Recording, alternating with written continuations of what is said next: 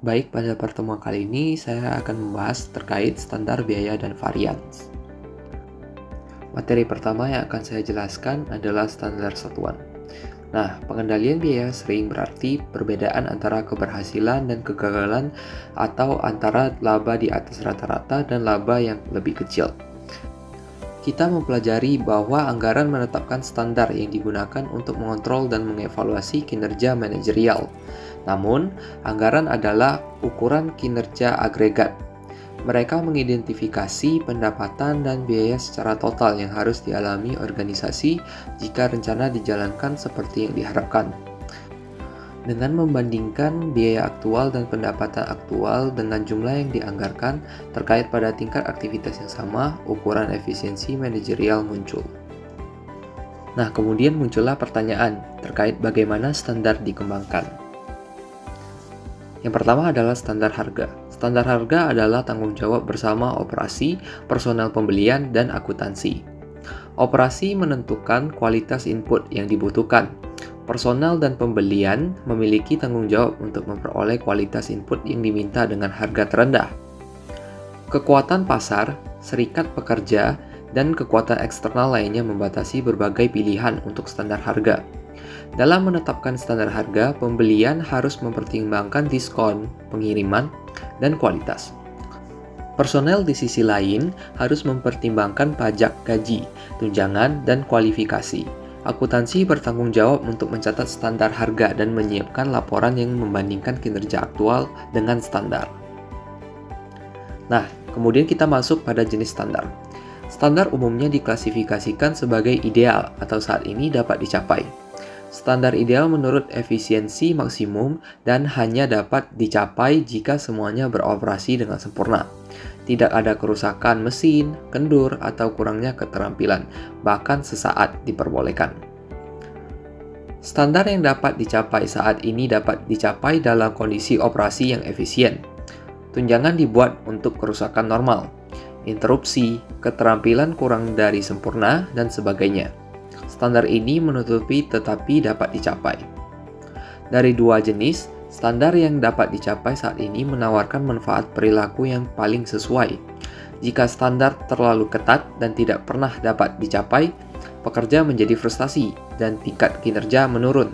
Namun, standar yang menantang tetapi dapat dicapai cenderung menghasilkan tingkat kinerja yang lebih tinggi, terutama ketika individu yang tunduk pada standar telah berpartisipasi dalam penciptaan mereka.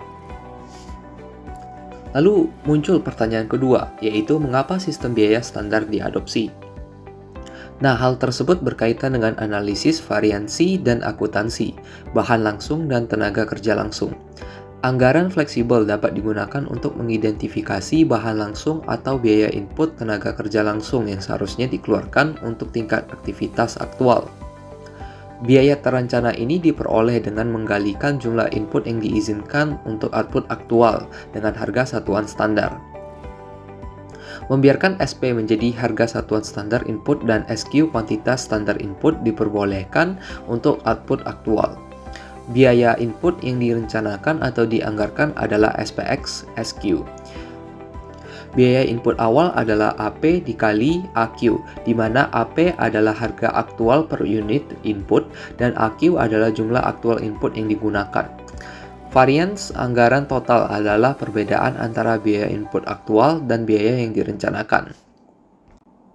Contohnya seperti rumus di bawah ini, yaitu varian anggaran total sama dengan di dalam kurung AP dikali AQ dikurang di dalam kurung SP dikali SQ.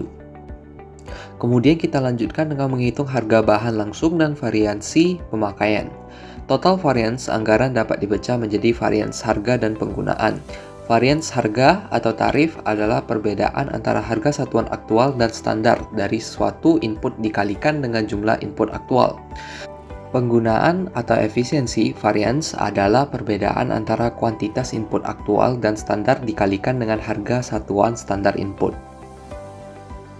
Berikut merupakan rumus yang digunakan untuk menghitung harga bahan langsung dan variasi pemakaian.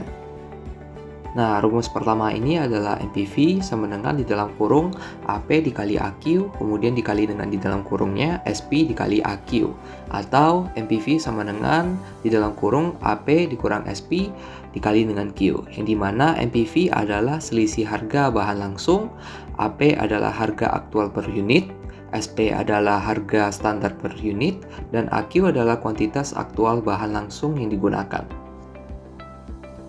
Kemudian yang dilanjutkan dengan MUV, yang dimana sama dengan di dalam kurung SP dikali dengan AQ dikurang dengan SP dikali SQ.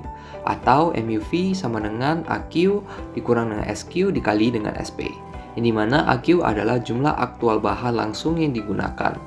SQ sama dengan kuantitas standar bahan baku langsung yang diperbolehkan untuk keluar aktual. Sedangkan SP adalah harga standar per unit. Baik, itu saja yang bisa saya jelaskan terkait standar biaya dan varians. Mohon maaf apabila ada kesalahan. Sekian, terima kasih. See you next time.